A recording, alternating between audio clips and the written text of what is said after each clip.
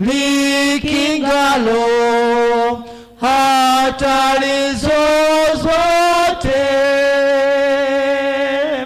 Kweli tutaona furaha tukifika kwenye raha kuu, tukisafishwa mioyo yetu na Yesu Mwokozi.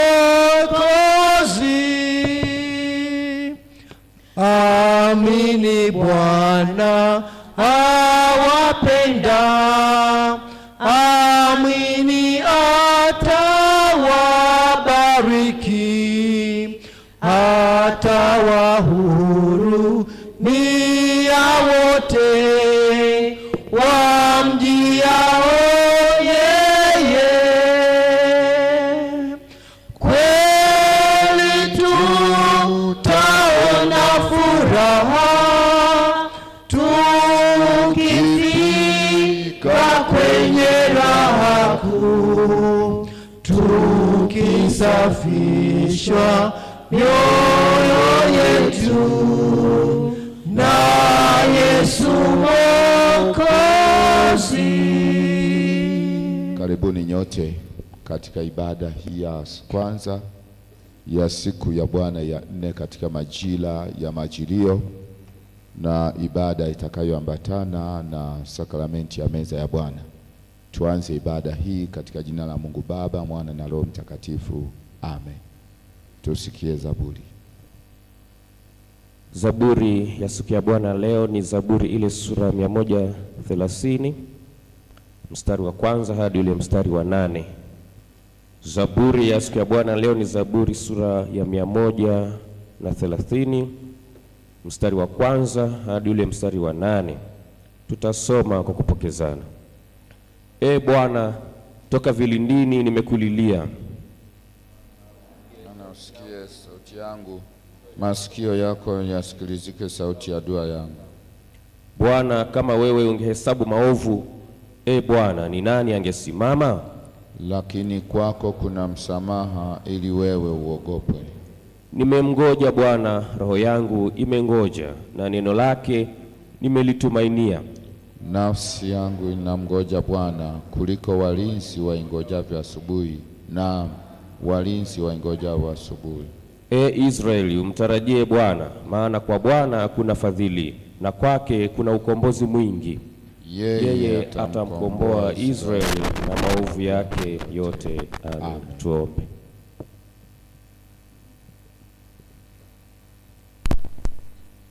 Bwana, muumba, mkombozi na mfariji wetu, tunapokusanyika kuabudu katika roho na kweli, twakuomba kwa unyenyekevu tufungue mioyo yetu iweze kupokea mahubiri ya neno lako, ili tuweze kutubu dhambi zetu, kuamini katika Yesu Kristo Mwokozi wetu pekee, na tupate kukua katika neema na utakatifu. Utusikie kwa ajili yake. Amen.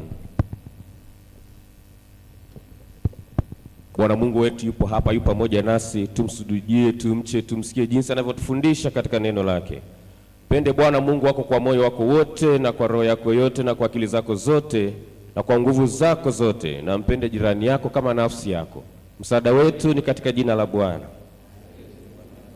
Wapendwa katika Bwana, tumekusanyika mbele ya uso wa Mungu kumtukuza kwa ajili ya neema yake na uaminifu wake, kusikia neno lake takatifu na kuomba huishe roho na miili yetu.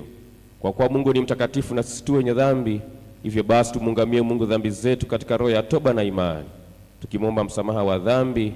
Ile ungamo la kwanza. Chako cha rehema na kitazama,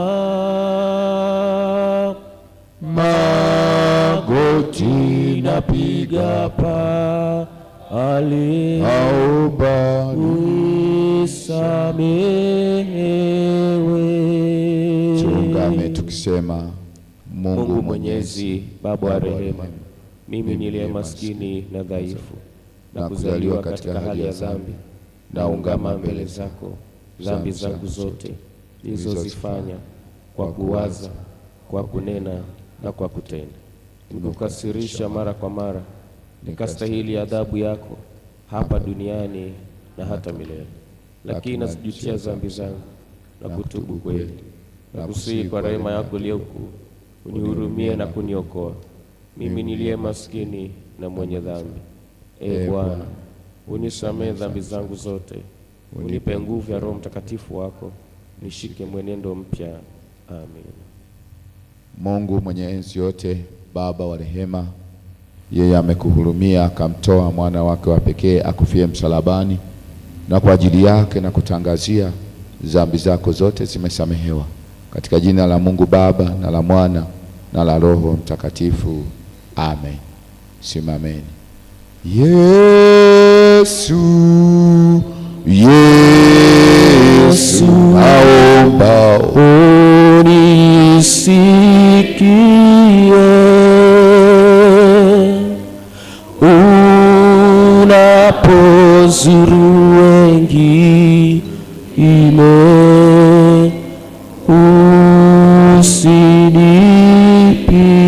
usinipite.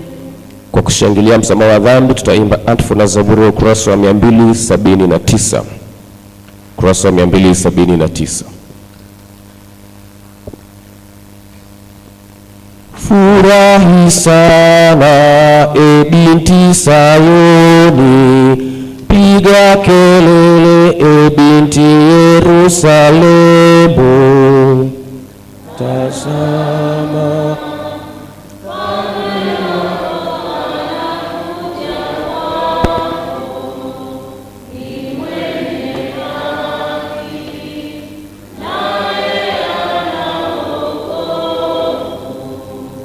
inueni vichwa vyenu enyi malango,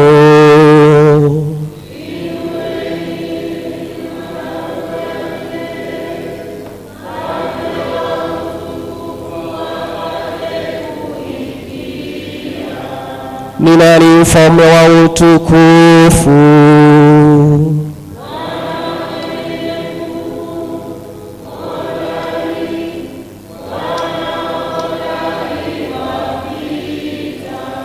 Inueni vichwa vyenu enyi malango,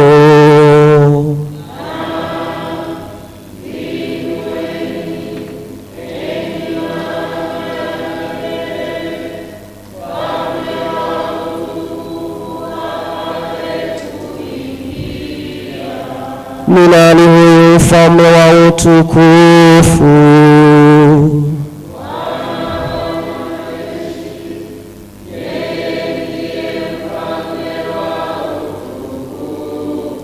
Atukuzwe Baba na Mwana na Roho Mtakatifu.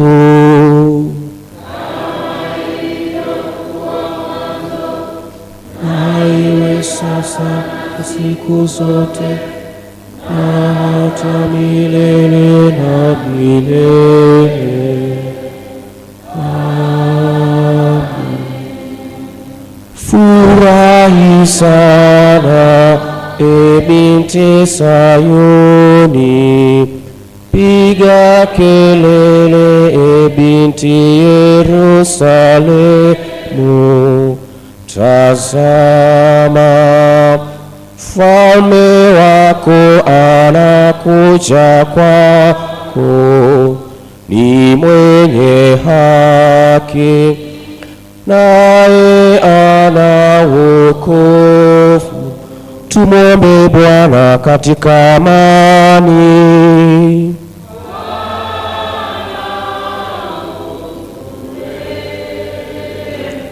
Bwana, amani ya ulimwengu wote na umoja wa Mungu.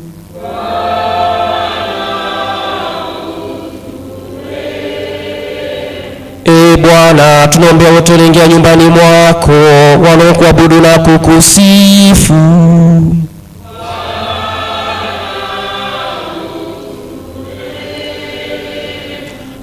Mungu, utusaidie, utuokoe, uturumie na kutuhifadhi kwa neema yako.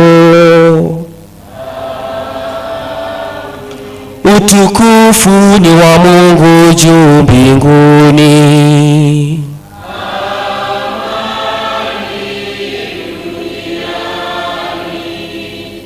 Kwa watu aliowaridhia.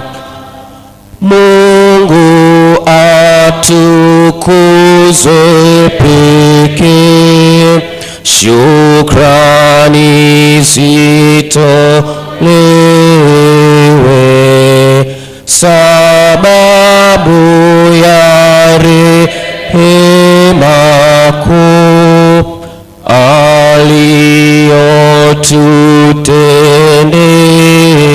aliyotutendea. Mungu atupenda sana, sababu hii ametupa kutengemana vyema. Bwana akae nanyi.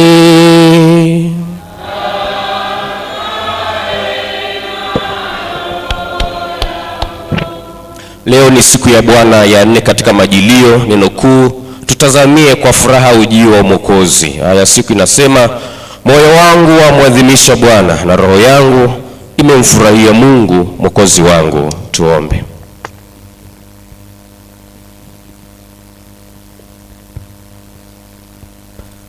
Mwenyezi Mungu, tunakusihi utujalie tutazamie kwa furaha kuja kwake Mwokozi wetu, ili tuokoke kwa msaada wako katika maisha haya, na kwa ukarimu wako tupewe thawabu ya furaha ya milele. Kwa yeye Yesu Kristo mwana wako na Bwana wetu. Amen. Sikilizeni neno la Mungu la siku ya Bwana leo kama lilivyoandikwa kutoka kitabu kile cha Wathesalonike wa kwanza sura ya 2 mstari wa 17 hadi ule mstari wa 20. Sikilizeni neno la Mungu kama lilivyoandikwa kutoka kitabu cha Wathesalonike wa kwanza sura ya 2 mstari wa 17 hadi ule mstari wa 20. Nitasoma kwa msaada wa Roho Mtakatifu. Lakini sisi ndugu, tukiwa tumefarakana nanyi kwa kitambo, kwa uso si kwa moyo, tulizidi kutamani kwa shauku nyingi kuwaona nyuso zenu. Kwa hiyo tulitaka kuja kwenu, naam mimi Paulo, mara ya kwanza na mara ya pili, na shetani akatuzuia. Maana tumaini letu au furaha yetu au taji ya kujionea fahari ni nini? Je, si ninyi mbele za Bwana wetu Yesu wakati wa kuja kwake? Maana ninyi ndinyi utukufu wetu na furaha yetu. Na hili ndio neno la Mungu. Sikilizeni tena neno la Bwana kama lilivyoandikwa kutoka kile kitabu cha Yohana Mtakatifu sura ya 3 mstari wa 16 hadi ule mstari wa 21. Sikilizeni neno la Mungu kama lilivyoandikwa kwa kitabu cha Yohana Mtakatifu sura ya 3 mstari wa 16 hadi ule mstari wa 21.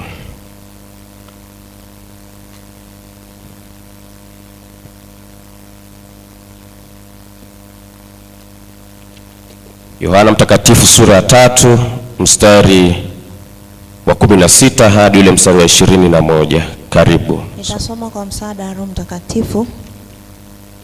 Kwa maana jinsi hii Mungu aliupenda ulimwengu hata akamtoa mwanae pekee, ili kila mtu amwaminie asipotee, bali awe na uzima wa milele. Maana Mungu hakumtuma mwana ulimwenguni ili auhukumu ulimwengu, bali ulimwengu uokolewe katika yeye.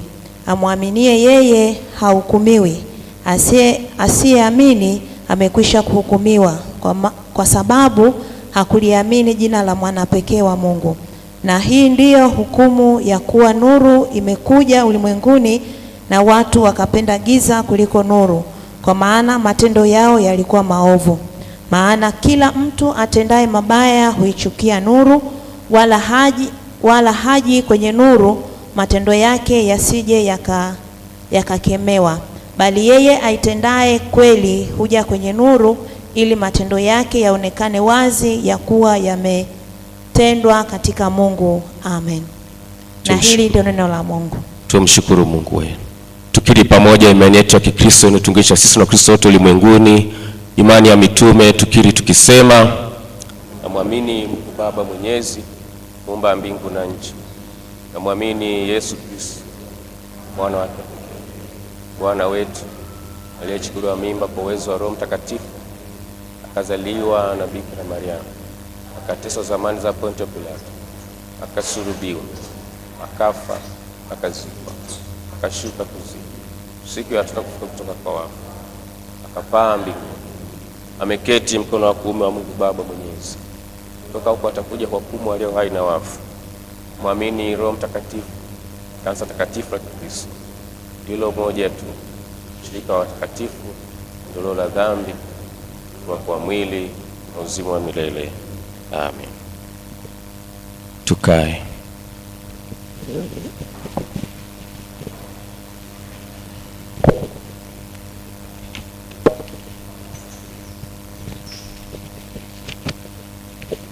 Pendo wa shirika, Bwana Yesu asifiwe.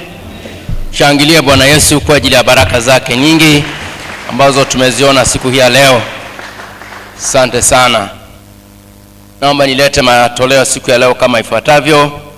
Tutakuwa na matoleo aina 4 za matoleo siku ya leo ya tarehe 21 mwezi wa 12 mwaka 2025, kwa ni Jumapili yetu. Toleo letu la kwanza litakuwa ni shukrani ya fungu la 10 na malimbuko, sadaka za siri na sadaka za naziri, shukrani ya pekee. Shukrani ya pekee tukiongozwa pia na mpendwa wetu ambaye leo tamshukuru Mungu wake, Richard Urio, na shukrani ya wiki pia. Toleo letu la pili itakuwa bahasha zetu ahadi, jengo, utumishi diocese. Na toleo la tatu itakuwa kutunza watumishi usharika wetu. Kwa hiyo kwenye ile kadi ya kijani nitaomba sasa uweze kuitoa, uweke pembeni, ile tutatoa mara baada ya mahubiri yetu. Kwa hiyo kadi yetu ya kijani leo ni siku ya kumshukuru Mungu wetu kwa ajili ya kutafuta posho za wapendwa wetu, watumishi wetu na mishahara yao. Kwa naomba kabisa ile kadi ya kijani uitoe, uiweke sadaka, alafu iweke pembeni. Na toleo letu la 4 itakuwa ni shukrani ya sakramenti ya meza ya Bwana. Leo hii Bwana wetu Kristo ametuandalia mwili wake na damu yake, kwa tutakuwa na toleo hilo. Naomba nirudie tena matoleo siku ya leo kama ifuatavyo. Tutakuwa na matoleo 4. Toleo letu la kwanza itakuwa ni shukrani ya fungu la 10 na malimbuko, sadaka za siri na sadaka za naziri, shukrani ya pekee pia tukiongozwa na mpendwa wetu Richard Urio ambaye atatoa sadaka yake ya siku ya leo, na sisi sote tutaungana pamoja naye. Na toleo letu pia itakuwa ni shukrani ya wiki kwa Wakristo wale ambao wanahitaji kumshukuru Mungu kwa matendo makubwa ambayo anaendelea kututendea. Toleo letu la pili itakuwa bahasha zetu ahadi, jengo, utumishi diocese. Na toleo letu la tatu itakuwa kutunza watumishi usharika wetu kwa ile kadi ya kijani kama nilivyosema. Na toleo letu la 4 itakuwa ni shukrani ya sakramenti ya meza ya Bwana. Leo hii Bwana wetu Yesu Kristo ametuandalia mwili wake na damu yake. Napojiandaa sasa kwa na changamoto yoyote, naomba utawasiliana na uongozi au wazee wa kanisa ili uweze kutatua changamoto hiyo. Pia tuangalia kwamba leo ni Jumapili yetu, wiki yetu ya 3 sasa katika mwezi huu. Tumebaki na wiki moja tu, tarehe 28. Angalia bahasha yako, mwenendo wako unaendeleaje kwa ajili ya kutimiza ahadi ambazo ulimwekea Mungu. Sio kwamba ulimwekea wanadamu, ulimwekea Mungu mwenyewe. Kwa hiyo angalia vizuri bahasha yako inaendaje. Kama bado, basi naomba uongeze nguvu, maana tumebaki na wiki moja tu ili tuweze kumaliza mwaka huu. Tutakuwa tunaimba wimbo namba 2 tunapojiandaa kwa ajili ya sadaka zetu mbalimbali siku ya leo. Wimbo namba 2. Tukifika fungu la 4, naomba basi mtasimama wote kwa ajili ya kusikiliza pia neno la Mungu asubuhi ya leo. Wimbo namba 2, kianza fungu la 4, tutasimama washarika wote. Osiana Mesia, ingia jini kwake, fagieni popote, zipambeni njia zote, tandikeni maua, ingie na shangwe. Hosiana Mwokozi, njoo tukungojea,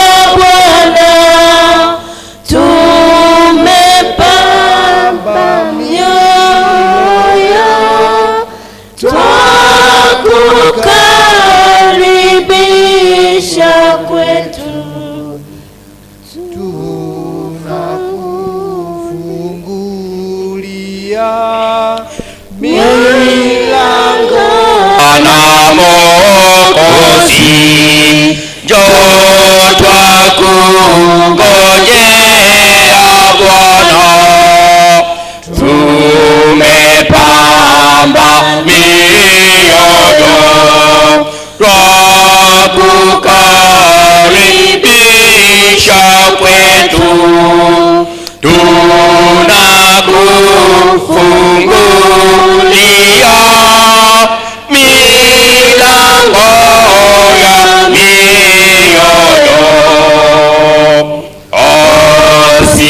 Hosiana shujaa, utusaidie sisi tuwe wako kwa kweli, tukutumikie vema, kwani hutakubali watu wasiokutii. Hosiana mfalme mkuu, uingie kwetu hima,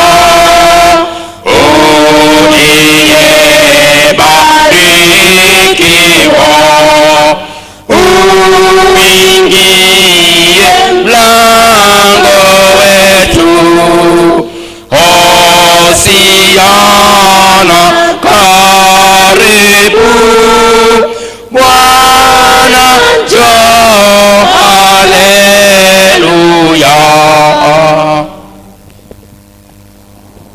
Tutatanguliwa na neno la shukrani kutoka kitabu cha Isaya sura ya 12 mstari ule wa 4. Neno la Mungu linasema, na katika siku hiyo mtasema, mshukuruni Bwana, liitieni jina lake, yatangazeni matendo yake kati ya mataifa, litajeni jina lake kuwa limetukuka. Amen. Tuombe. Mungu wetu na Baba yetu wa mbinguni, Bwana wa Bwana wetu Yesu Kristo, mwana wa Mungu aliye hai, tunasogea mbele za uso wako Bwana Yesu asubuhi ya leo kuja kukushukuru Mungu kwa matendo makuu ambaye Bwana Yesu unaendelea kututendea watoto wako, tena unaendelea kutupigania na kutuweka huru Bwana, kwa sababu sisi tunahitaji msaada wako kutoka kwako. Bwana Yesu, watoto wako watakuja asubuhi ya leo kuleta sadaka zao katika madhabahu hii Bwana, na kusihi Bwana wabariki, walinde, watunze, wapiganie Bwana Yesu, ukabariki biashara zao, ukabariki kazi zao, ukabariki mipango yao Bwana Yesu. Baba yetu na Mungu wetu wa mbinguni, wewe uliyejaa neema na rehema, nawasogeza watoto wako hao mikononi mwako, nawasogeza kwenye madhabahu yako Bwana Yesu asubuhi ya leo. Mungu, watakushukuru kwa matendo makuu ambaye Bwana Yesu unaendelea kuwatendea, Bwana Yesu unaendelea kuwapigania, Bwana Yesu unaendelea kuwatetea, walinde, watunze, wataleta shukrani ya fungu la 10. Mungu ukapokea sadaka zao na malimbuko. Bwana Yesu ataleta sadaka za siri na naziri. Mungu wabariki watoto wako, wape neema na baraka, wataleta shukrani ya pekee tukiongozwa na familia ya Richard Ulio. Mungu wabariki watoto wako unapokwenda kukutolea Bwana Yesu, wakutolea katika roho na kweli. Tena wataleta shukrani ya wiki wakikumbuka matendo makuu ambayo Bwana Yesu umewatendea, Bwana Yesu umewapigania. Naomba walinde, watunze, naomba wapiganie, watetee Bwana Yesu. Tena watasogea kwenye madhabahu yako asubuhi ya leo wakileta shukrani zao, wakileta hadi Bwana uwabariki Yesu Kristo, walinde, watunze, wataleta pia jengo, wataleta pia kutunza watumishi dayosisi yetu. Bwana Yesu, yote anahitaji neema yako, anahitaji baraka zako. Umbariki kila mmoja Bwana asubuhi leo atakaye kutolea katika roho na kweli. Umlinde, mtunze, mpiganie. Tena wataleta toleo la kutunza watumishi katika usharika wetu wa Agape Kahama. Bwana Yesu, wabariki watoto wako, uwape neema na baraka. Yesu, endelea kujifunua katikati yao, uwape nguvu Bwana wakutolea katika roho na kweli. Wataleta pia shukrani ya sakramenti ya meza ya Bwana ambaye siku hii ya leo Bwana Yesu tarehe 21 mwezi wa 12 umetuandalia mwili wako na damu yako Yesu Kristo.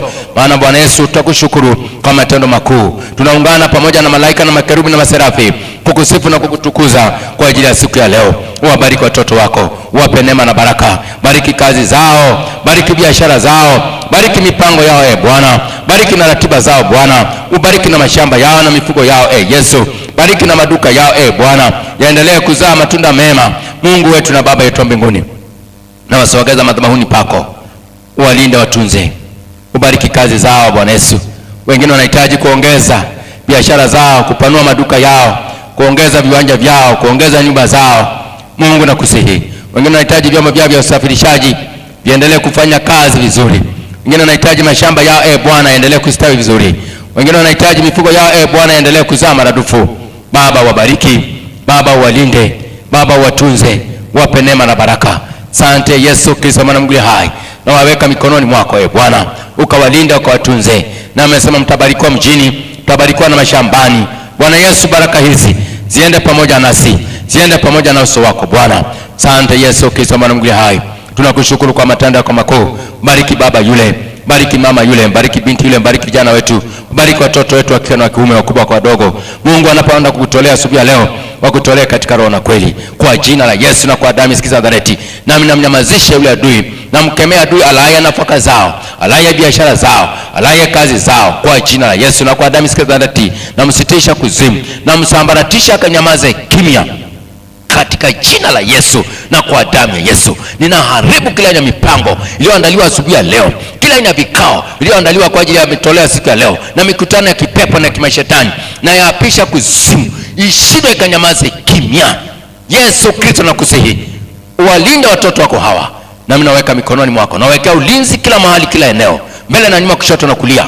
Bwana Yesu ukawabarikie, Bwana Yesu ukaonekanie, maana nakutolea katika roho na kweli. Uwabariki, uwalinde, uwape neema na baraka. Asante Bwana Yesu. Bariki sadaka zote hizi ambazo nimejitaja mahali hapa Bwana Yesu, zibarikiwe na wewe, zilindwe na wewe, ziongozwe na wewe kwa ajili ya utukufu wa jina lako. Mbariki kila mmoja atakayeshiriki neema hii asubuhi leo.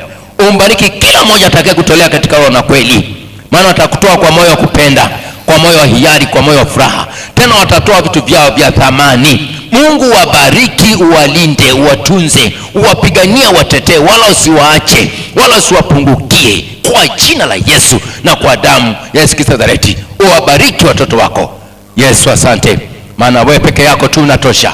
Peke yako unastahili sifa, peke yako unastahili kuabudiwa. Wewe unaweza, wewe ni mweza wa yote.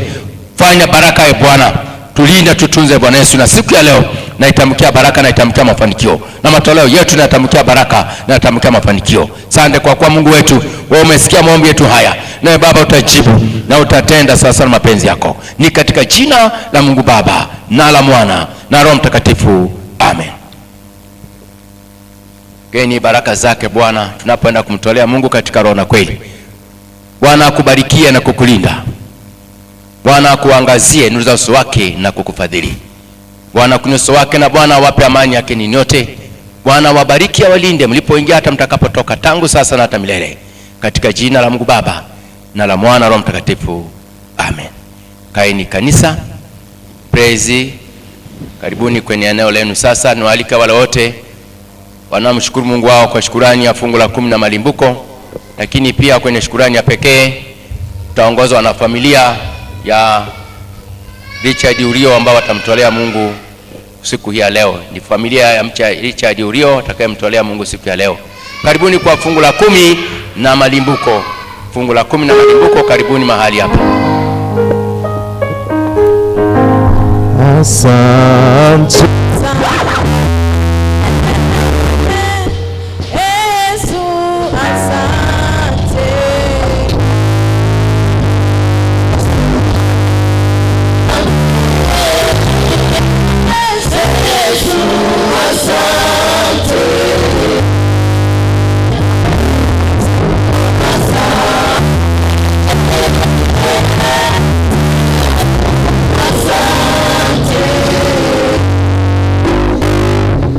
Karibuni kwa shukrani ya wiki, kumshukuru Mungu ambaye amewatunza nzima tangu siku ya kwanza ya juma mpaka leo siku ya 7. Mungu ametupa neema hiyo.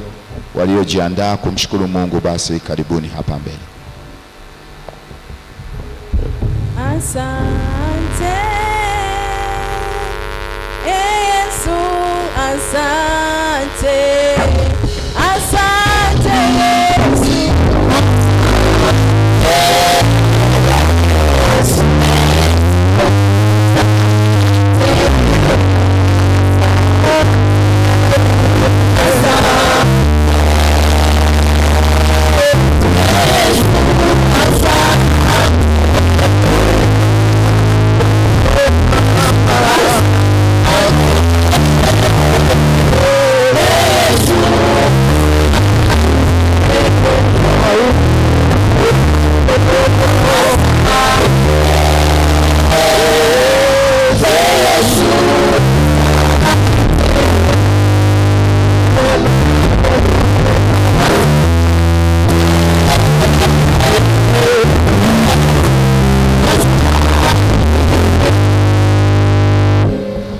Pokeeni baraka za Bwana ninyi nyote mlionyenyekea chini ya mkono wa Bwana, kwamba Bwana amewaongoza na kuwalinda na kuwatunza kutoka kwenu na kuingia kwenu, na kuwatetea katika njia zenu zote, na kuwaleta tena katika nyumba yake. Bwana Mungu akubariki, akulinde. Bwana Mungu akuangazie nuru za uso wake na kufadhili. Bwana Mungu akuinulie uso wake na amani yake. Bwana na akubariki tena katika wiki unayoiendea, akubariki utokapo kuingiapo, na kuzibariki njia zako zote, naye katika kila jambo utakalolifanya, katika Mungu Baba Mtakatifu. Amen. Ende kwa amani. Amen. Aweza mambo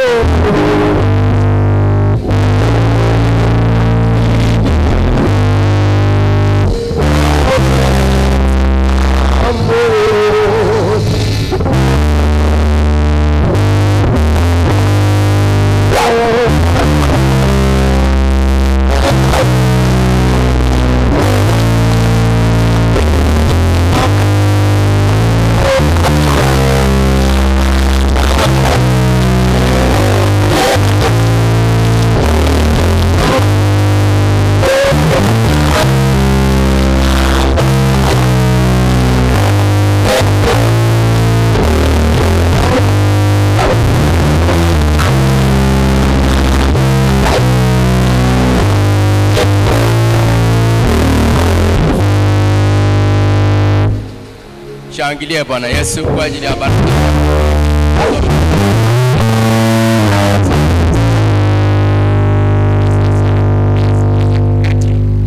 Tutawaita baadaye.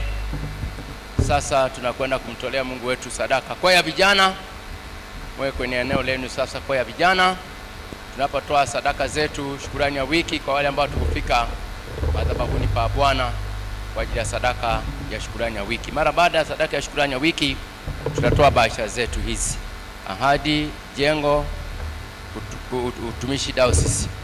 Tutatoa mara baada tu ya kumaliza shukrani ya wiki, tutatoa sadaka zetu hizi.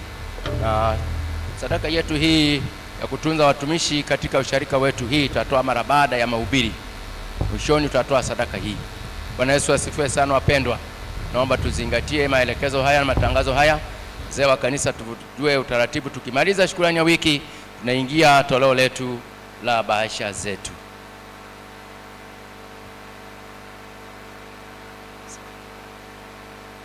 Praise, niwaombe sasa. Karibuni. Karibuni wapendwa, shukrani ya wiki, karibuni mahali hapa. Praise, karibuni, muendelee kutupa nyimbo wakati kwa tunatoa sadaka zetu. Bwana wabariki sana.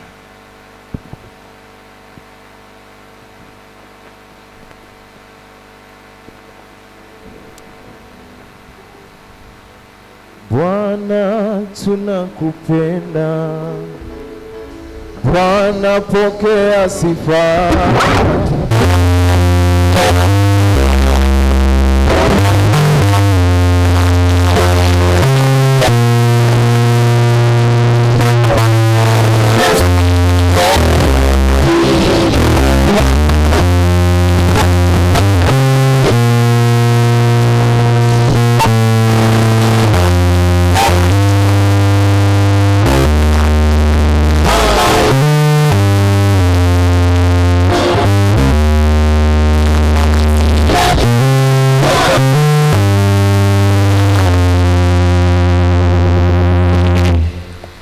wetu na Baba yetu wa mbinguni, Bwana wa Bwana wetu Yesu Kristo, mwana wa Mungu aliye hai, na wasogeza watoto hawa mikononi mwako kwenye madhabahu yako. Bwana Yesu, wabariki, walinde, uwatunze. Bwana, wape neema na baraka.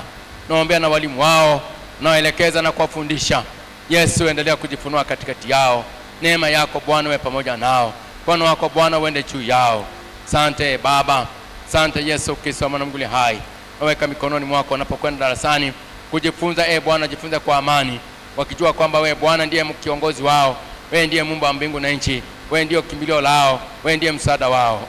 Bwana, ukasema waacheni watoto wadogo waje kwangu, msiwazuie, kwa maana watoto kama hawa ufalme wa Mungu ni wao.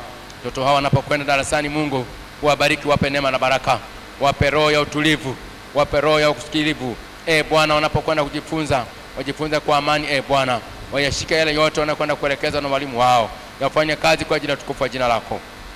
Baba, na mnaweka mikononi mwako, mwafunika kwa damu yake thamani, damu yako Bwana yamwaka pale msalabani pale Golgotha, damu inayoosha, damu inayotakasa. Wabariki, walinde watoto wako hawa, na wapa neema na baraka. Yesu, endelea kujifunua katikati yao, na wawekea ulinzi katika masomo yao. Baba, wabariki, Baba, walinde, watunze, waonekanie Yesu Kristo, usimwache hata moja Bwana. Wengine bado wanategemea wazazi wao, Mungu endelea kujifunua katikati yao, endelea kuwalea watoto hawa kwa ajili ya utukufu wa jina lako, maana wewe ni mwema na mwaminifu na haki, na ahadi zako Bwana ni za milele na milele. Asante kwa kuwa umesikia maombi yetu haya. Wewe Baba utajibu na utatenda sawa sawa na mapenzi yako. Ni katika jina la Mungu Baba na la Mwana na Roho Mtakatifu. Amen. Peni baraka zake ni nyote na mtegemea Yesu Kristo. Napokwenda kujifunza darasani, mjifunze kwa amani. Bwana Mungu akubarikie na kukulinda. Bwana kuangazie nuru za uso wake na kufadhili. Bwana kunyosha wake na Bwana na wape amani yake ni nyote. Bwana wabariki, walinde tangu sasa na hata milele. Katika jina la Mungu Baba na la Mwana na Roho Mtakatifu. Amen.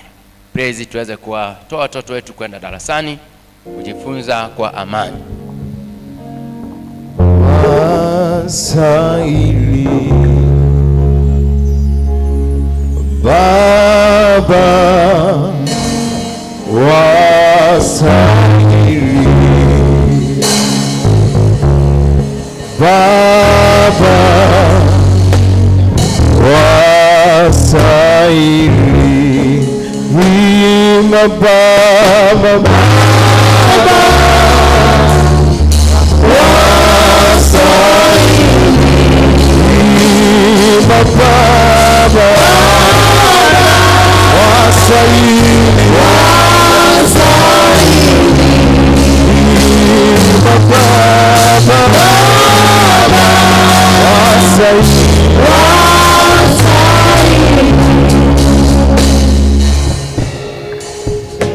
Kanisa, Bwana Yesu asifiwe.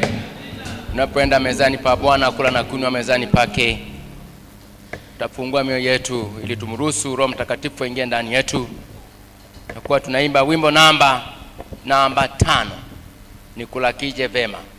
Fungu la kwanza tutaimba mpaka lile la 4. Naombe sasa kwa heshima kabisa na taadhima tusimame wote. Huyu Bwana anayekuja anayelijia kanisa lake ili tuweze kumlaki vizuri. Si upende kusimama mpendwa msharika pale ulipo kwa heshima na taadhima kabisa. Fungu la kwanza, la pili, la tatu, la 4 itakuwa ndio fungu letu la mwisho, na tutakwenda kusikia ujumbe wa neno la Mungu asubuhi ya leo.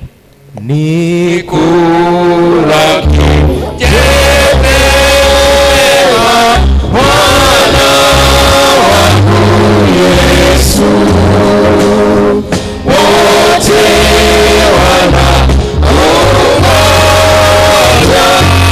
wapewe uzima. Nuru yako ingaze watu moyo wangu.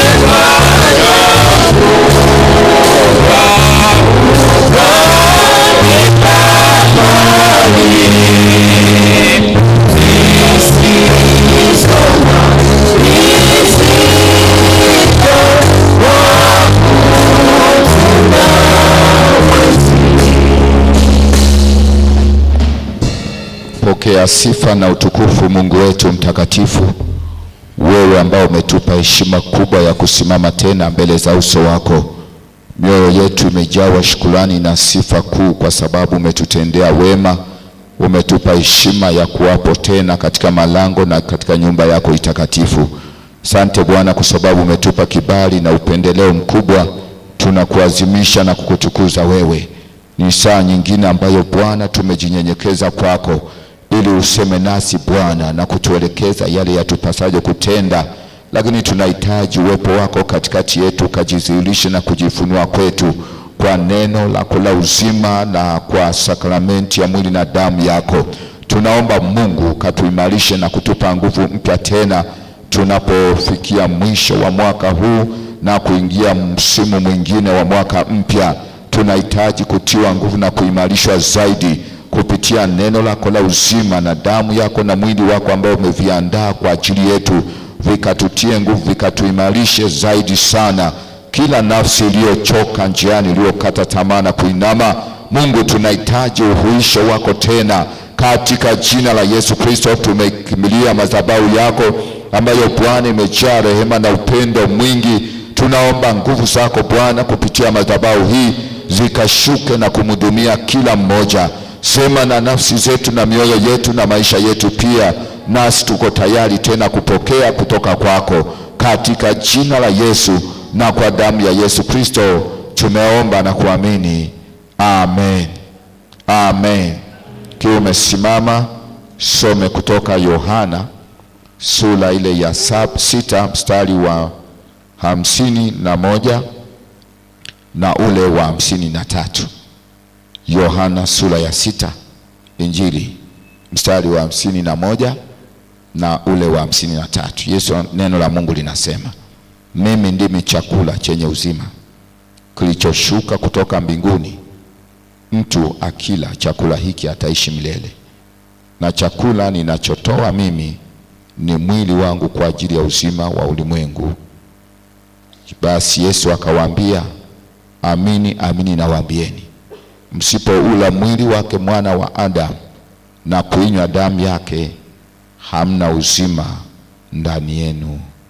Amen. Naomba tuketi.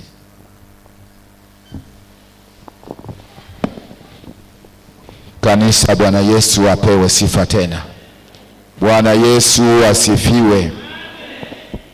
Kama unanisikia, Bwana Yesu asifiwe, unipungie na mkono sasa. Ongeza na makofi na vigelegele kwa ajili ya Bwana. Haleluya kanisa. Tunamshukuru sana Mungu ambaye ameendelea kuwa mwaminifu katika maisha yetu na amekuwa msaada wetu wa karibu katika hatua zetu mbalimbali. Tumetembea katika safari ya mwaka mzima na Mungu ametuleta hapa karibia na mwisho kabisa.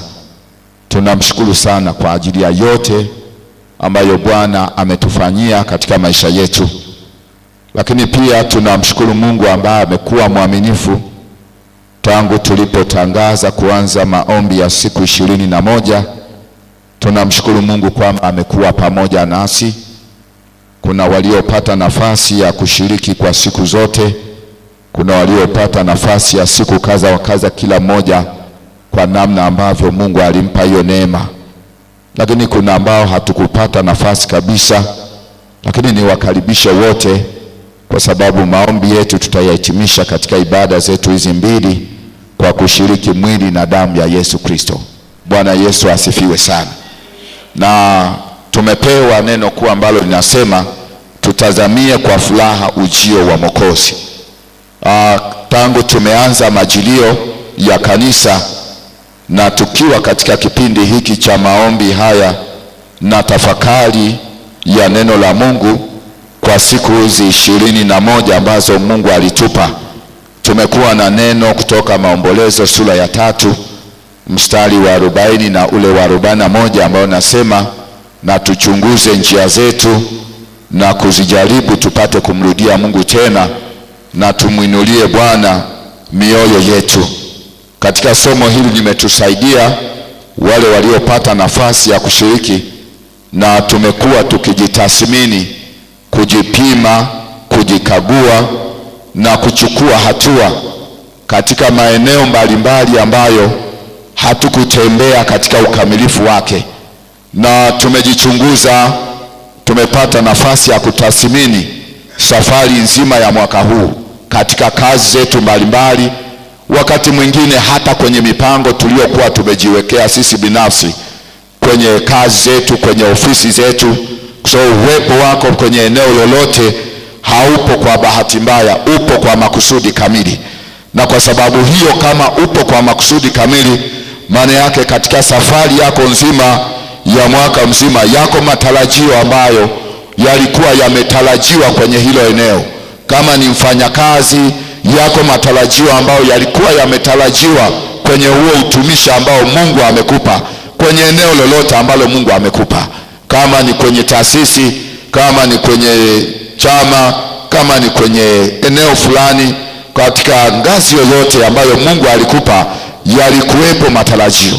Lakini hoja yetu kubwa ni kwamba, je, matarajio yaliyokusudiwa katika eneo hilo yametimizwa? Yamefikiwa? Umekuwa sehemu ya kuyatimiza?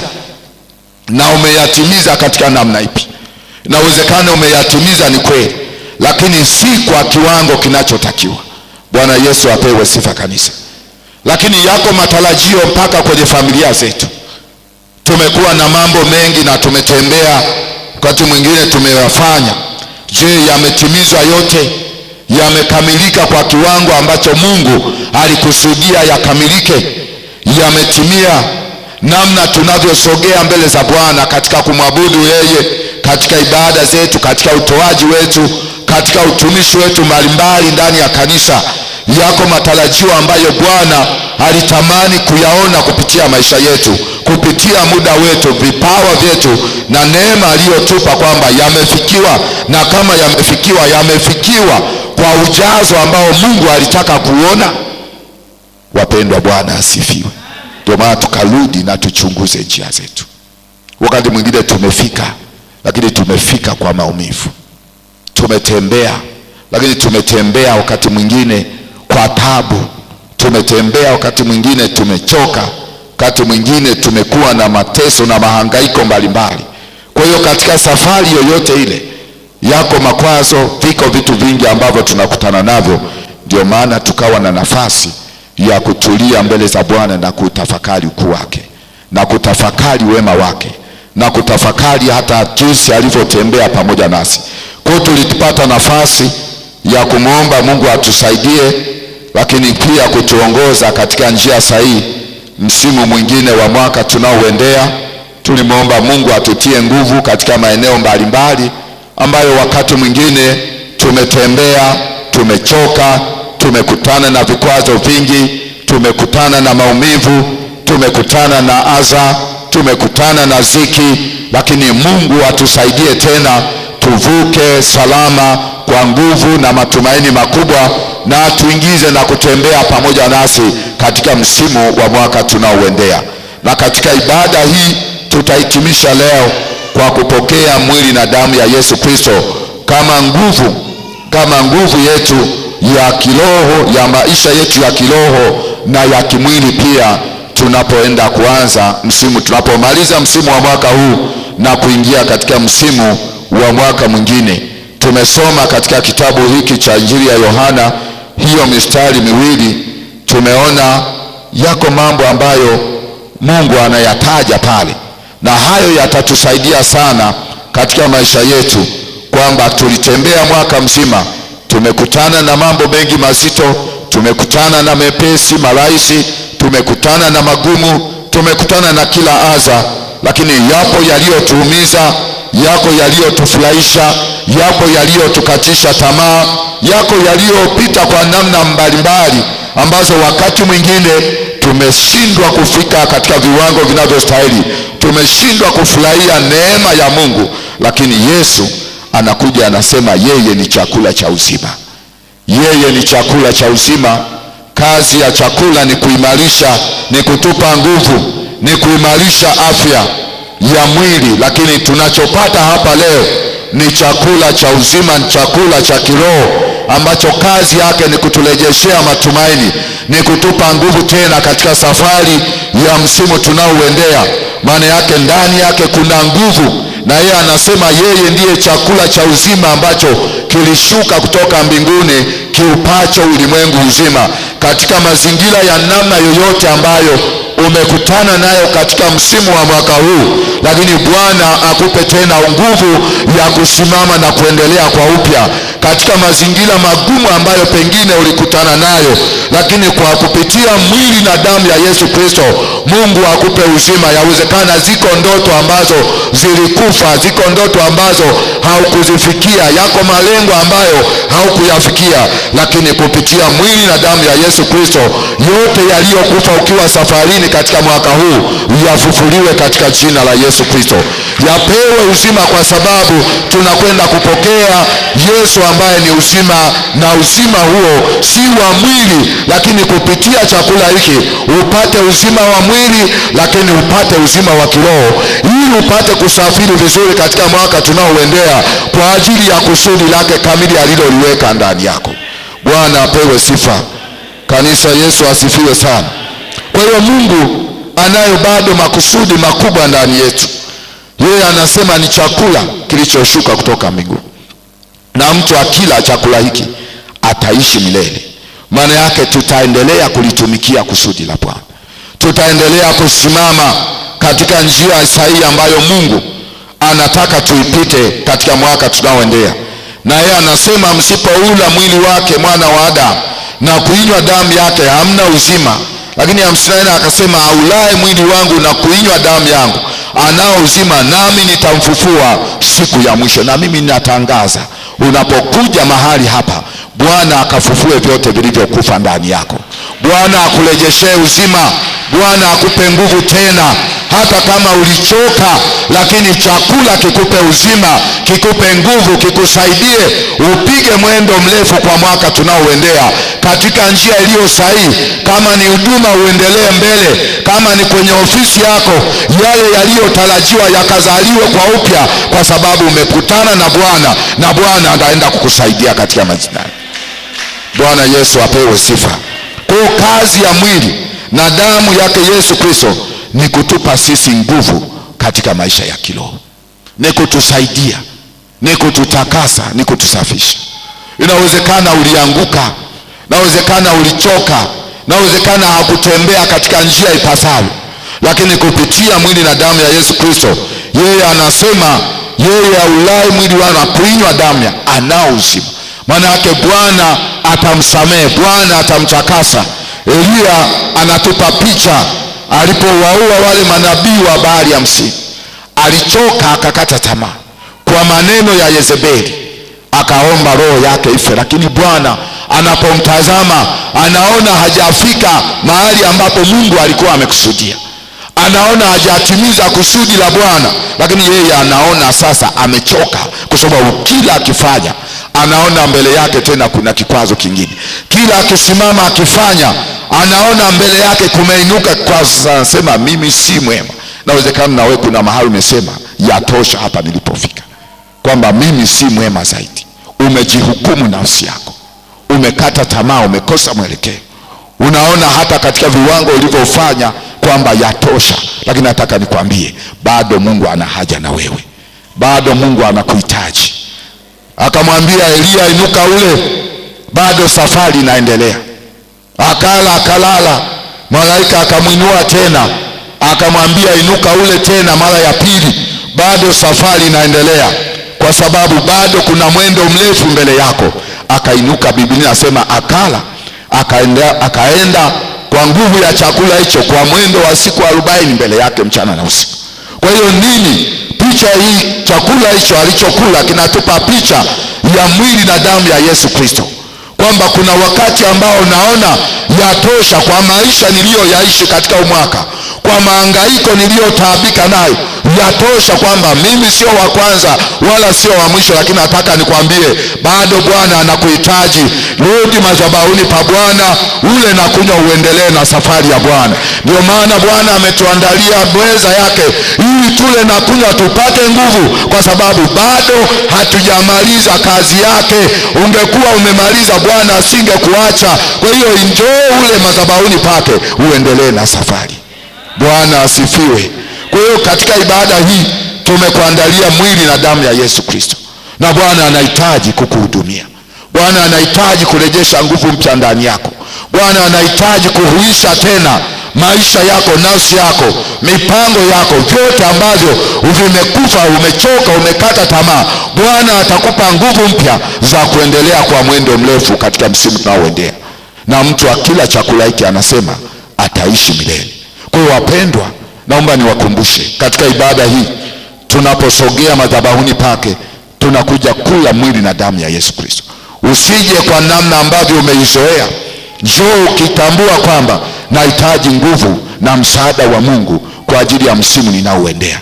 Nahitaji nguvu na msaada wa Mungu kwa ajili ya kulitimiza kusudi lake aliloliweka ndani yangu. Nahitaji msaada na nguvu ya Mungu kwa ajili ya kupata afya njema. Pengine ni magonjwa.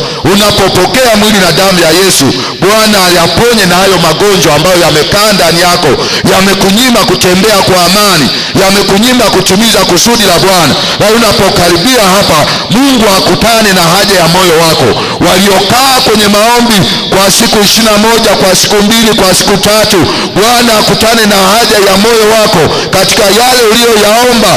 Unapopokea mwili na damu yake, Mungu akujibu sawa sawa na haja ya moyo wako. Bwana Yesu asifiwe. Kwa hiyo wapendwa, chakula hiki cha Bwana tulichokiandaa ni chakula cha Bwana kwa ajili ya kuhitimisha msimu wa mwaka huu. Ni chakula muhimu sana. Tunaomba neema ya Mungu kupitia mwili na damu yake ikusaidie katika maisha yako, ikutie nguvu, ikurejeshe matumaini, ukuongezee imani kwa ajili ya Bwana. Wakati ambao huoni tumaini, uone tena neema ya Mungu ikubebe, ikusaidie. Wote mwingine unaona sitaki tena kuendelea na kazi hii, lakini neema ya Bwana katika mwili na damu yake ikupe nguvu ya kuendelea na kazi hiyo. Wakati Elia anasema yatosha, mimi sio mwema, Bwana anamwambia inuka ule uendelee, akapata nguvu akaendelea. Ndivyo Mungu akupe nguvu tena katika jambo lolote ambalo umelikatia tamaa. Yasiyowezekana kwa mwanadamu, kwa Mungu yanawezekana. Hayawezekani kwenye akili zako, lakini kazi ya chakula na mwili wa Yesu Kristo ni kwa ajili ya kutuwezesha, ni kwa ajili ya kutustahilisha katika viwango ambavyo hatustahili, hatuwezi kuvifanya kwa akili zetu. Neema yake tustahilishe. Bwana apewe sifa. Mungu atutie nguvu na Mungu atusaidie kupokea mwili na damu ya Yesu Kristo, kitupe uzima, nguvu na tumaini tena jipya tunapoendelea mbele katika msimu wa mwaka tunaoendea.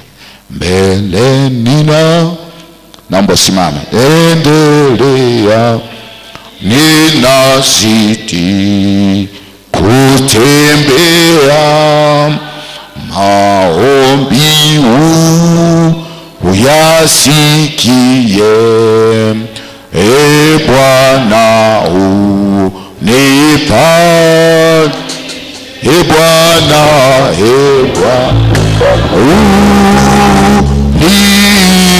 unindue kwa imani, nisimame nipande milima yote. Bwana unipani, Bwana unindue kwa imani, nisimame nipande milima yote. Bwana unipandisha. Hebu katika uwepo huo wa Mungu sogea tu kwenye madhabahu ya Bwana, nenda mbele za Bwana mahali ulipo, mwambie Bwana, ninakuja mbele zako katika ibada hii. Ninaposogea kwenye madhabahu yako kupokea mwili na damu yako, ninaomba unisamehe yale yote ambayo Bwana sikuyafanya katika hali ya ukamilifu, sikuenenda katika njia yako ipasavyo, pengine kwenye utumishi wangu, pengine kwenye familia, pengine katika kusudi lako Bwana, katika namna mbalimbali. Na wakati mwingine ulijihukumu, ulikata tamaa, ulichoka njiani. Siambie tu Bwana, ninakuja kwako, nitakaposogea kupokea mwili na damu yako, uhuishe tena ndani yangu, nipe tumaini, unipe nguvu, unitie nguvu, nisaidie, uondoe kila hali ya kukata tamaa, uondoe kila hali ya udhaifu, uondoe kila hali ya kuchoka, uondoe kila hali ambazo zinanifanya nisiweze kulitumikia kusudi lako. Niguse Bwana kwa njia ya mwili na damu yako, nipokee uzima, nitie nguvu, nisaidie katika kila hatua. Basi hebu nenda mbele za Bwana mahali ulipo. Mungu wetu mtakatifu, Baba yetu wa mbingu na nchi, tunakushukuru Bwana kwa namna ulivyotembea pamoja nasi katika safari ya maisha yetu kwa mwaka huu mzima wa 2025. Tunakiri ya kwamba ni neema yako na huruma zako mpaka hapa tulipo. Ni huruma zako ya kwamba tuangamii, kwa sababu rehema zako hazikomi, ni mpya kila siku wakati wa asubuhi. Hata sasa Bwana umetuhurumia. Hatukustahili kwa haki yetu wenyewe, hatukustahili kwa nguvu zetu wenyewe, lakini Bwana umetuimarisha katikati ya mapingamizi, katikati ya hatari, katikati ya dhoruba, katikati ya vitisho, katikati ya hofu na mashaka. Bwana ulisimama pamoja nasi. Bwana ulitutetea. Bwana ulitushika kwa mkono wako wa kuume. Bwana ulitutegemeza kutoka kwenye madhabahu yako. Ndio maana tumerudi kwako Bwana kusema asante kwa upendo wako na huruma zako nyingi ambazo umetupa katika maisha yetu. Asante kwa kutustahilisha, asante kwa kutuinua, asante kwa kutupa neema ya kuwepo tena katika siku ya 21 ya kutafakari njia zetu, ya kujichunguza, ya kugeuka na kurudi kwako Bwana. Turehemu na kutusamehe katika viwango ambavyo hatukukutumikia ipasavyo, hatukufanya yanayostahili, hatukufanya kwa kiwango ambacho Bwana ulikikusudia. Yumkini katika kuwaza kwetu, yumkini katika maneno yetu, yumkini katika matendo yetu, katika utumishi wetu mbalimbali, hatukutenda kama ipasavyo. Baba uturehemu. Tumerudi kwenye madhabahu yako iliyojaa rehema na upendo mwingi. Rehemu Bwana watoto wako watakao kujia katika madhabahu hii, uwarehemu na kuwasamehe, uwatakase kwa damu yako. Wanapokwenda kupokea mwili na damu yako Bwana, watiwe nguvu mpya, uwasamehe maovu yao na kuwaponya magonjwa yao yote. Uwape nguvu mpya tena ya kusimama na kuendelea katika maeneo waliokata tamaa, katika maeneo waliochoka.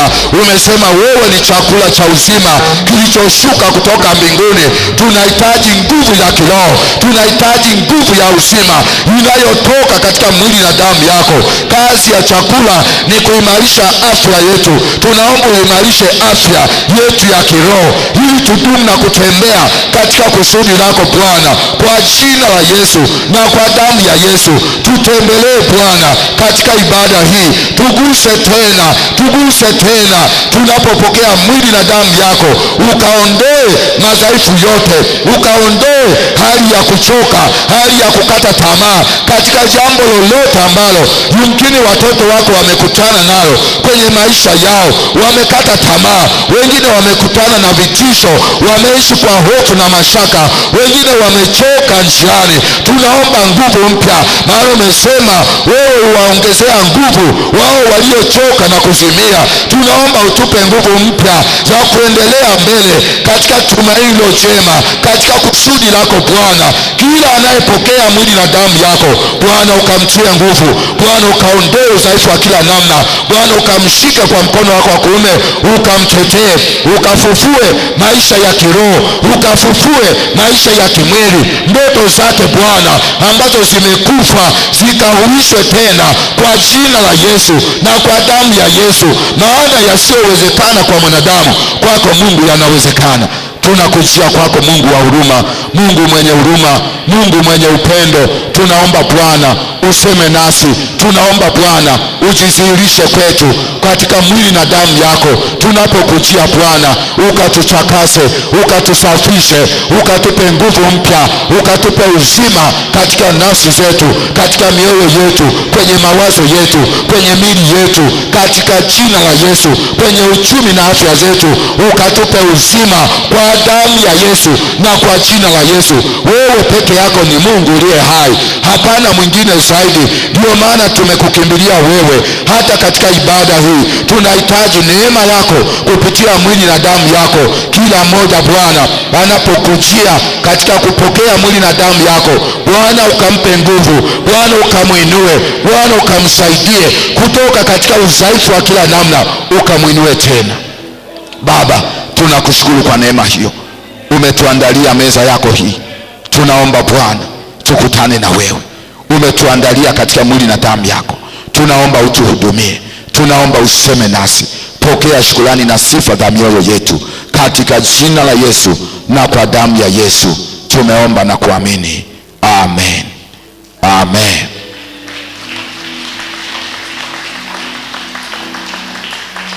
Naomba uketi. Tunapojiandaa sasa kwa ajili ya tendo hili la kupokea mwili na damu ya Yesu Kristo, tutaimba wimbo 187, wimbo namba 187. Kama ulivyoagiza kama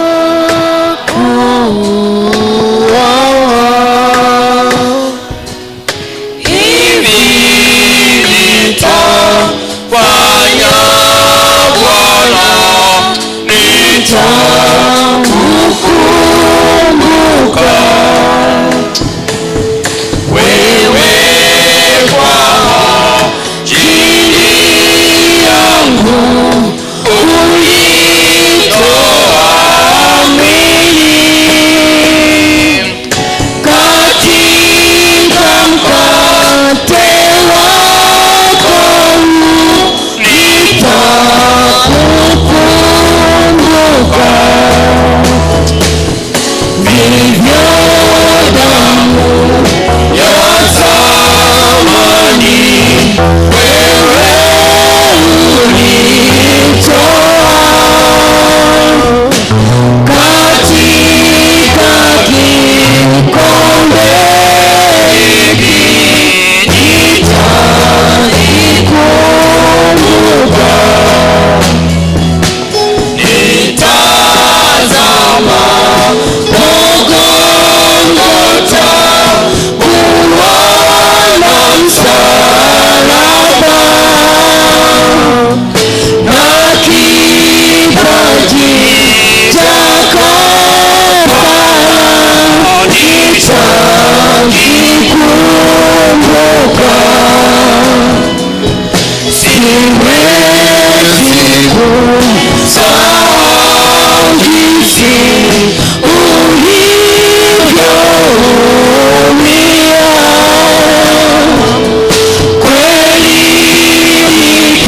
nikiwapo mzima nitakukumbuka. Kwa hiyo nakungojea, Ee Bwana, kwa kuwa ujapo mara ya pili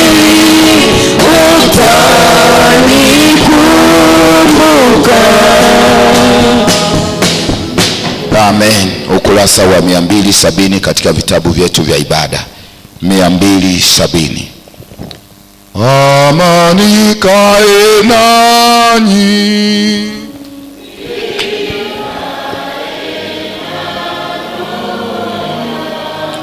Inueni mioyo.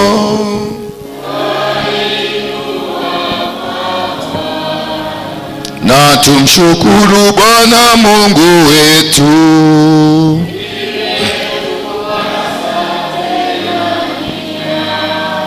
Imetupasa tena ni haki kila wakati na kila mahali kukushukuru Bwana mtakatifu, Baba Mwenyezi, Mungu wa milele, kwa Yesu Kristo Bwana wetu.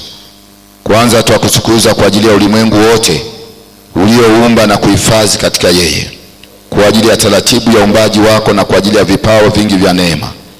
Na zaidi ni wajibu wetu sisi tulioanguka kusifu kwa ajili ya upendo wako, hata ukamtoa mwana wako Yesu Kristo, taifa lako lione maajabu ya kuja kwake, ili yatimilike kwa mataifa yote yaliyosemwa na manabii.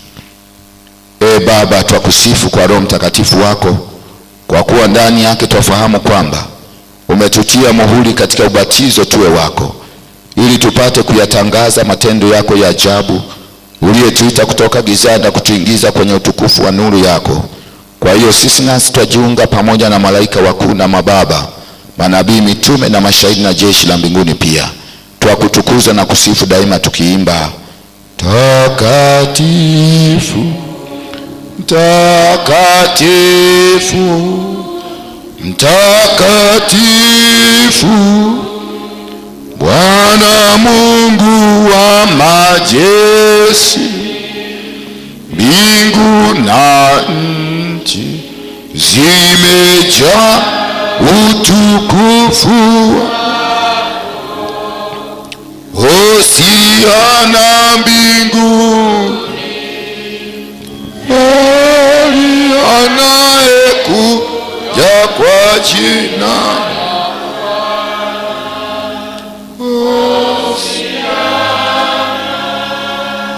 Utukufu una wewe, Baba wa mbinguni, ambaye kwa rehema zako kuu ulimtoa mwana wako pekee Yesu Kristo, ili wote wanaomwamini wawe na uzima wa milele.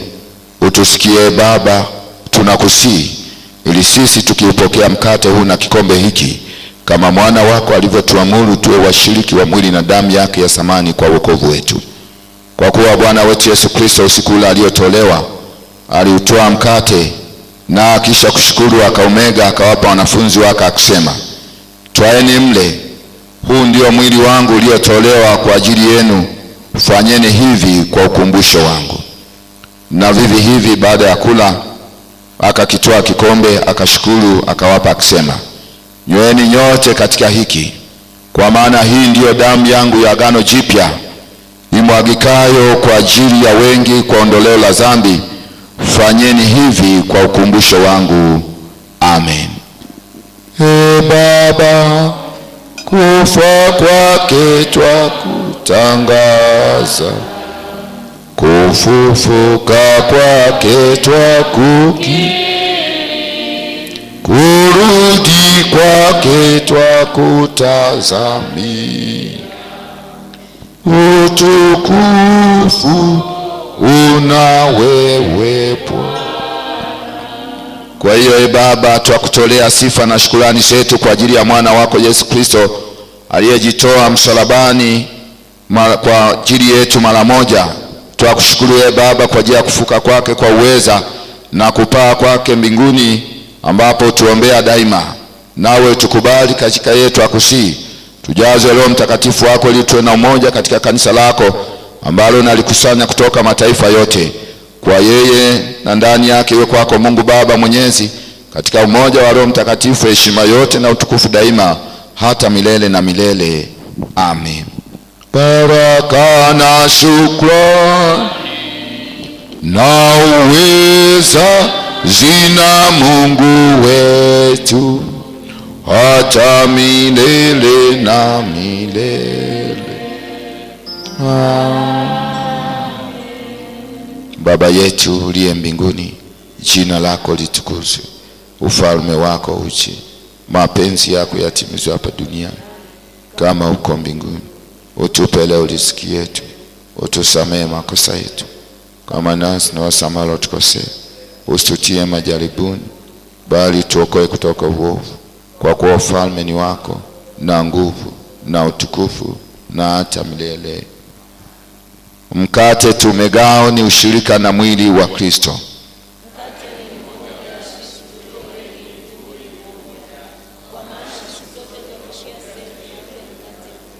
Tuombe tukisema, hatustahili kuikaribia meza yako Bwana mwenye rehema, kwa kuitegemea haki yetu wenyewe ila kwa rehema zako kuna za ajabu. Sisi hatustahili hata kuokota makombo chini ya meza yako, bali wewe ni Bwana, yeye yule asiyebadilika. Sifa yako ni kuwa na rehema daima. Kwa hiyo Bwana wa neema, utujalie tuule mwili wa mwana wako mpendwa Yesu Kristo na kuinywa damu yake, ili sisi wenye dhambi tusafishe mwili na roho, tukaishi siku zote ndani yake naye ndani yetu. Mwana kondoo Mungu, uichukua dhambi ya ulimwengu, uturehemu. Mwana kondoo wa Mungu, uichukua dhambi ya ulimwengu, uturehemu. Mwana kondoo wa Mungu, uichukua dhambi ya ulimwengu, utupe amani yako. Yesu Kristo anatualika sisi sote akisema, mimi ndimi chakula cha uzima. Maana ni chakula kilichoshuka toka mbinguni kiupacho ulimwengu uzima. Yeye aulaye mwili wangu na kunywa damu yangu yuna uzima ndani yake, nami nitamfufua siku ya mwisho. Amen. Kaeni. Na sasa nitawakaribisha hapa mbele wale wote ambao wamekubaliwa kushiriki mwili na damu ya Yesu Kristo. Unapokuja hapa baada ya kushiriki tu, ondoka, rudi na kikombe, weka kwenye mabakuli.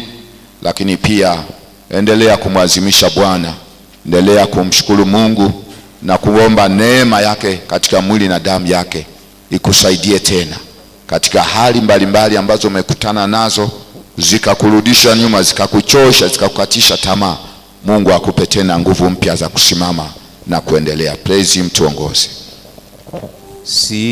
Sioshwi dhambi zangu bila juu hiyo damu yake Yesu, hakuna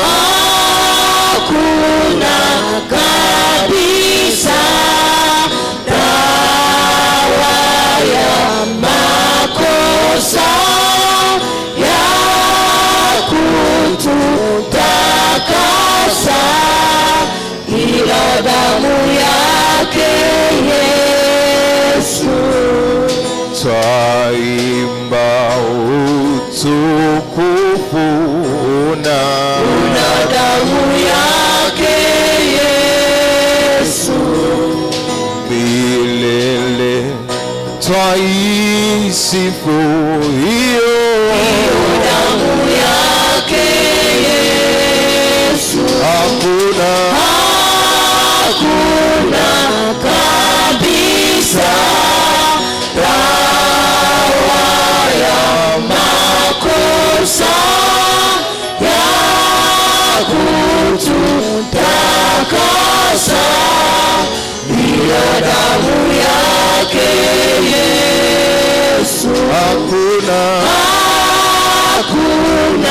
kabisa dawa ya makosa ya kututakasa ila damu yake Yesu. Hakuna kabisa dawa ya makosa ya kututakasa ila damu yake Yesu.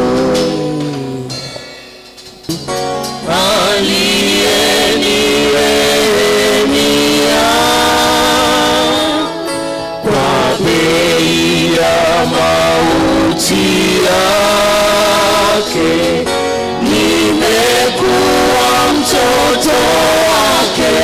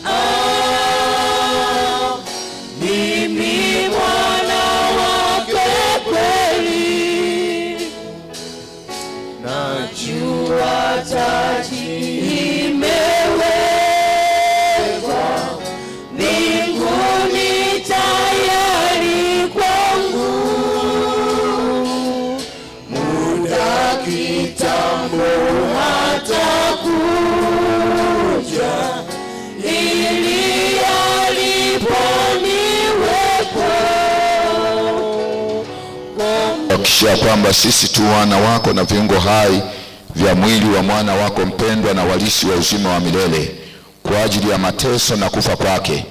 Uzidi kutuunganisha kwako na kwa wateule wako walioko mbinguni na duniani, ili kwa mapenzi yako tuungane pamoja nawe katika karamu ile ya mbinguni, tukiushangilia utukufu wako kwa Bwana wetu Yesu Kristo mwana wako, aishie na kumiliki pamoja nawe na Roho Mtakatifu milele na milele. Amen. Naomba tuketi.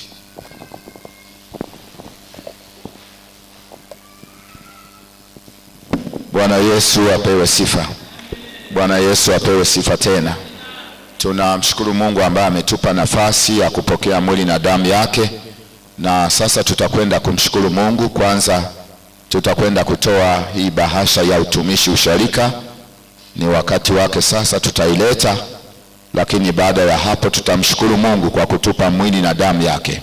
Na katika shukrani hiyo ya sakramenti ya meza ya Bwana, tunawakaribisha wale wote ambao hakupata nafasi ya kumshukuru Mungu katika maombi ambayo tumekuwa nayo siku 21. Tulikuwa na shukrani Ijumaa na jana. Kama ukupata nafasi hiyo, basi utaungana na wengine wote kumshukuru Mungu kupitia shukrani ya sakramenti ya meza ya Bwana. Basi karibu mchungaji, tuongoze kwa wimbo.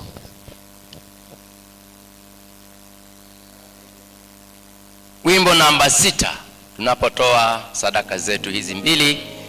Wimbo namba 6. Wa Kristo iwekeni mioyo tayari, Yesu awaingie, ni Mwokozi wenu. Mungu wangu yanayochukiza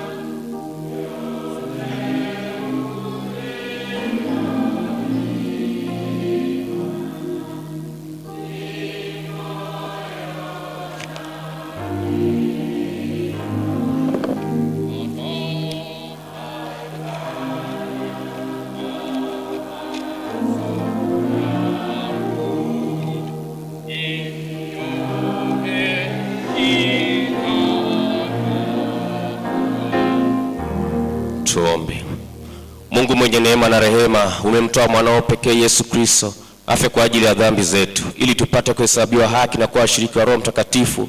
Tunakuomba upokee matoleo haya tukuleteayo sasa, na miili na roho zetu iwe dhabihu iliyo haya kupendeza na takatifu machoni pako, kwa Yesu Kristo mwana wako na Bwana wetu. Amen. Nimrudishe Bwana nini?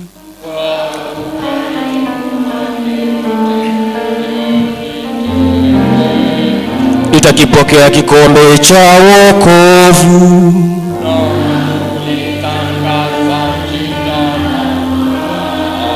Ee Bwana, hakika mimi ni mtumishi wako.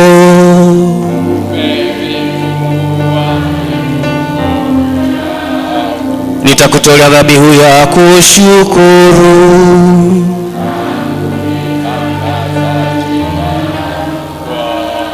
Mwenyezi Mungu Baba wa rehema, umeagiza maombezi yafanyike kwa ajili ya wote. Twakuomba uliongoze kanisa lako takatifu ili lidumu na kukua katika umoja na ushuhuda wake ulimwenguni mote. Imani yetu izidi. Tunaombea serikali yetu, ipe neema, ituongoze katika mema yote. Nchi iwe na amani, nasi tuishi katika amani na kuwa na mafanikio na kubarikiwa katika kazi zetu, tusipatwe na mabaya. Tunaombea wote wenye shida mbalimbali, ugonjwa na taabu. Watoto wako mchungaji Ernest Ambalangu, Debora Albert, Josephat Mwandri, Mabala Mboje, Mary Kweka, Joyce Mdeme na Shokigwe Shani Tatawelu Zabroni. Baba, mtoto wako huyu umemleta madhabahuni pako, ni mdhaifu katika mwili huu. Baba, tunaomba nguvu yako ya uponyaji ingie ndani yake. Damu ya Yesu ipenye, damu ya Yesu ingie na kusafisha, damu ya Yesu ingie na kuondoa huo udhaifu, huo ugonjwa.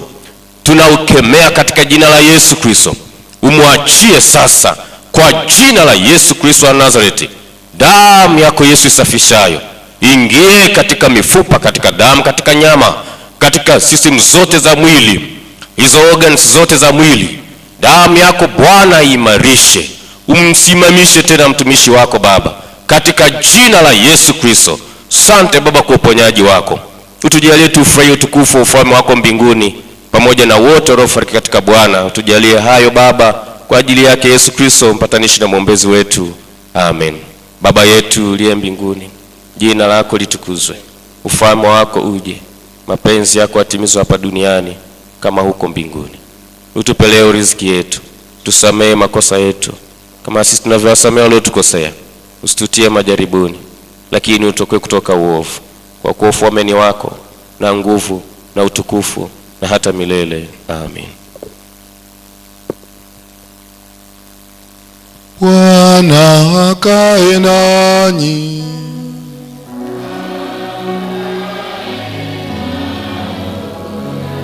Tumhimidi Bwana. Aya siku inasema, moyo wangu wamwazimisha Bwana na roho yangu inamfurahia Mungu Mwokozi wangu, kwa sababu ameutazama unyonge wangu. Pokeeni baraka za Bwana. Bwana Mungu akubariki, akulinde. Bwana Mungu akuangazie nuru za uso wake na kufadhili. Bwana Mungu akuinulie uso wake akupe amani. Na Bwana akubariki utokapo, Bwana akubariki uingiapo. Katika jina la Mungu Baba na la Mwana na la Roho Mtakatifu. Amen. Amen. Amen. Mate.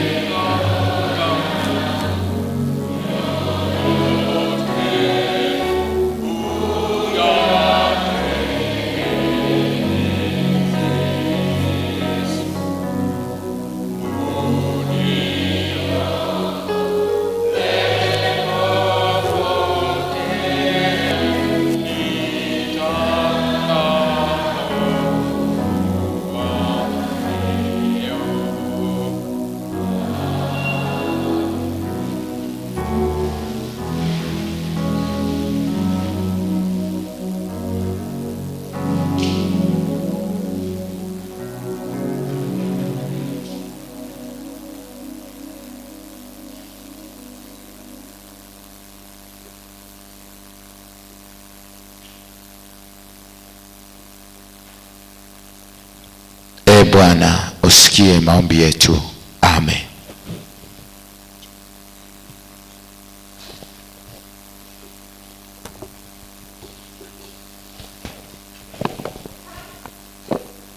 Wapendwa, Bwana Yesu asifiwe.